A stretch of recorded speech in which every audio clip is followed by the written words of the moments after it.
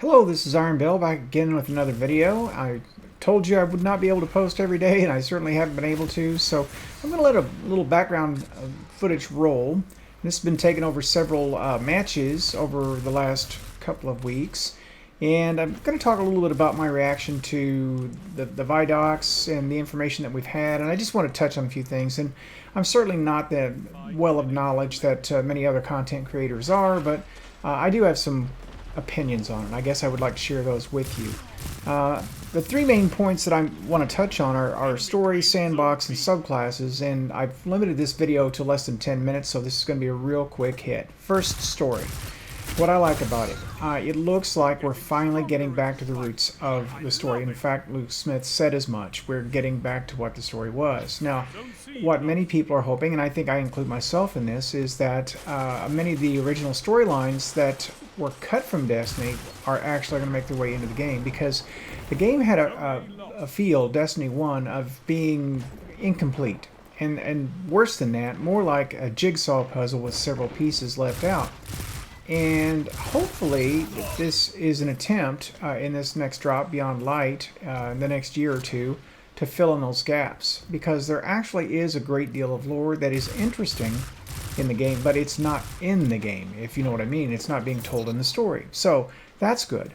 I like the Strangers coming back. The Stranger was a provocative character in terms of advancing the story. And it really looked as though that was going to be a central theme going on throughout the franchise, but after the first year, she literally disappeared. And Bungie had said at one point in time they would never bring her back, so I'm glad they've changed their mind on that. Now, you could say that maybe this is not a good thing. Maybe it's reskinning old assets and putting them back out there because they have nothing better to do, but I choose not to look at it that way. I think I would rather go with the line of thought that I had, and that is that they are filling in the gaps and they're making a more complete story. And if they have to reuse assets, that's fine with me. You know, it's stuff I've never had. So now, will there be reskins in the game? Well, obviously, yes. The new scout, or not scout rifle, but the sniper rifle that they're introducing is a reskin beloved. I mean, it's obvious. But that's neither here nor there. If they bring it up to date, update the stats, give it a little bit different flavor, then that's fine. I mean, let's face it, there are only so many ways to make a scout rifle. There are only so many ways to make a sniper, and that makes sense. And I'm totally okay, you know, with them doing that, as long as they make them truly different in their performance and make them interesting to use. And on the topic of weapons, the last few weapons that they brought out have really been top tier. They've been super interesting to use and useful, top tier. So I really don't have any great fears about that. Sandbox changes, and this is as it relates to PvP. They are nerfing 600s, and they're buffing somewhat the hand cannons. And of course, most of you know by now, but if you don't, they are combining some of the hand cannon classes. 150s become 140s, I think 110s become 120s, or something like that. Anyway, they're going to condense down the number of frames that are in hand cannons, and part of this is to do away with the 150 class because it dominates. Now, certainly there are other ways they could have done that, but I think I'm okay with this because, you know, if you play enough PvP, you know it's going to be dire promise, dire promise, dire promise, and that's all you're going to see in terms of hand cannons. And I've seen some pretty spooky stuff with them too, and I'm ready for that to be over. It's just about mountaintop bad from my perspective. So that's cool. Finally, scouts were specifically mentioned as being touched with regards to their aim assist. Now, Luke Smith said that he seemed to believe that scouts would dominate if they did too much with them. And I don't know what game he plays, but that's really never been the case other than a short span of time where the Mida was a dominant gun. But the thing about Mida was it has the best of everything, or it did at the time, with scouts, and they just made that particular gun too good. It wasn't as though scouts in general were too good. It was just one gun was overdone. Much the same way that You know, the special ammo grenade launchers for the most part aren't bad, but Mountaintop is something else. They've just made it too good. So they don't need to nerf all of them. They just need to, you know, hit that one. Other than that, rocket launchers, they're going to buff the number of rounds that you can carry. They didn't say anything about the power, though.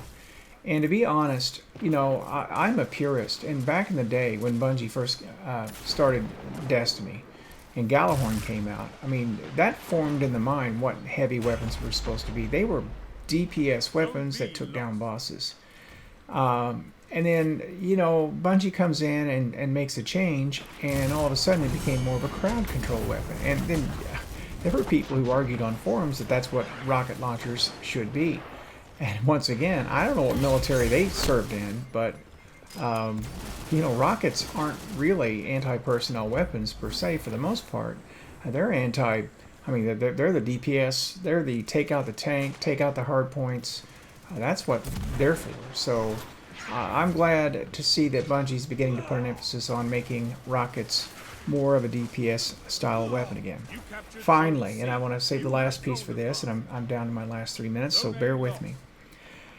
Subclasses. Now, everyone knows, of course, we're getting a Darkness subclass, but the thing is, most people don't recognize that we're getting Darkness subclasses. If you look at the node, basically, you're going to have a light column, and you're going to have a darkness column. And in light column, you have 3 different subclasses.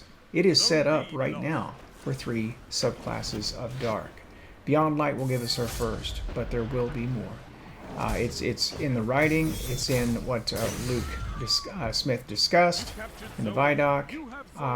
It's coming, folks.